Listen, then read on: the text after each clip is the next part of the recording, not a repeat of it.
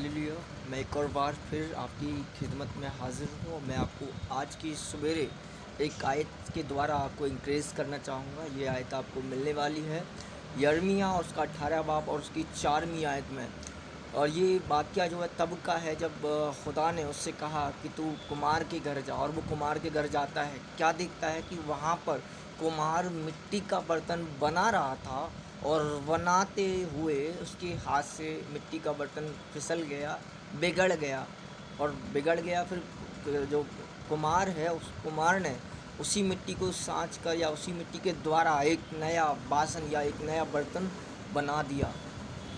ये आयत जो है हमें ये बताती है कि अगर आप और हम अगर बिगड़ भी जाएं तो वो आसमानी खुदा हमें बनाने की क़ुव्वत और सामर्थ रखता है, क्योंकि आसमान का खुदा हमारे लिए कुम्हार की तरह है और हम मिट्टी हैं, हम बेजान मिट्टी के समान हैं। अगर हम बिगड़ भी जाएं फिर से वो बनाने की क़ुव्वत और सामर्थ रखता है। कई दफ़ा आपके और मेरे हालात बिगड़ जाते हैं, हमें लगता है शायद ये चीज़ें नहीं बस ठीक होंगी, हमें लगता है कि शायद ये बीमारी कभी ख़त्म नहीं होगी, ये शायद ये ऐसे ही टूटी पड़ी रहेगी, ये हमारी लाइफ जो है टूटी पड़ी रहेगी। लेकिन आसमानी खुदावन आज की सवेरे आपसे और मुझसे कहता है कि यदि आप बिगड़ भी जाएँ तो फिर भी वो बनाने की सामर्थ और क़ुव्वत रखता है। एक और बात एक वाक़या मैं आपको बताना चाहूँगा इसी बात से। एक वाक़या बताना चाहूँगा, ये वाक़या आपको यूना नबी के विषय में बताया गया है। यूना जो है बिगड़ गया था, खुदा ने उससे कहा था कि तू निनवे को जा, और वो निनवे को ना जाकर वो तर्तीस को जाने लगा और तर्तीस को जाने लगा। वो बिगड़ गया, वो खुदा की उसने हुक्म ना माना और हुक्म को नामंजूर किया।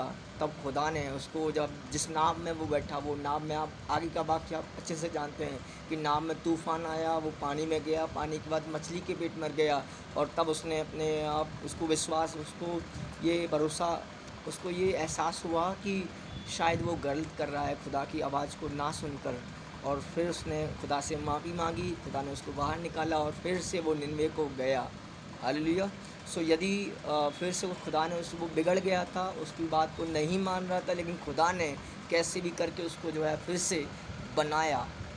इसीलिए खुदावन आपको बनाने की क़ुव्वत रखता है। यदि आप खुदा से भाग रहे हैं, यदि आपको डर लग रहा है, खुदा ने आपको कोई आदेश दिया है करने के लिए और आप और हम उसको नहीं करते हैं, तो खुदा बात मनवाने जानता है। वो जानता है कि हमसे कैसे बात मनवाएगा। वो मुसीबतें डालेगा, वो प्रॉब्लम्स डालेगा, दिक्कत डालेगा और फिर से हमें खुदा की हुजूरी में जाना ही पड़ेगा। हालेलुया।